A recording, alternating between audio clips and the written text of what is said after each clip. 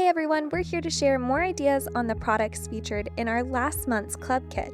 This kit is no longer shipping, but you can find all the products in our August release now on the website. We've linked it in the video description below.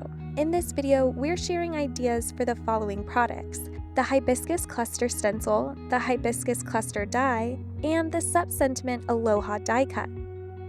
Like many of our texture dies, the Hibiscus Cluster Die has a coordinating coloring stencil. You can get them separately or as a bundle for extra savings. Start by die cutting the clusters from white cardstock, then place it on your grip mat and use the stencils to hold it in place while you ink blend. Use your finger to gently hold down the flower centers as you blend the first stencil layer for the petals. If you happen to smudge the ink, no worries. Cover it up with the 2 extra flower center dies included in this set. The second stencil adds the shadow layer to the petals for a bit more depth.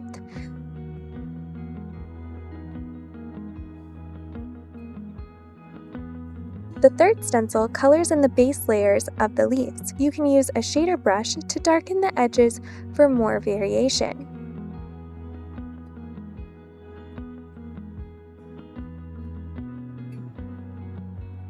The last stencil adds shadow to the stems and flower centers.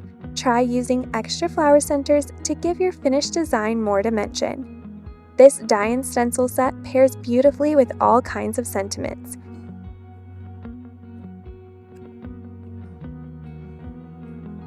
You can keep it subtle for a soft background or go bold for a high contrast colors to make it stand out.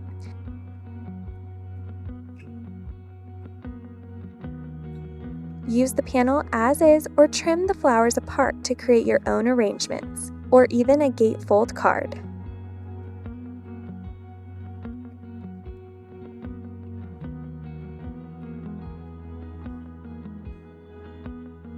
In the rest of this video, Galena shares 4 fun ways to use these products.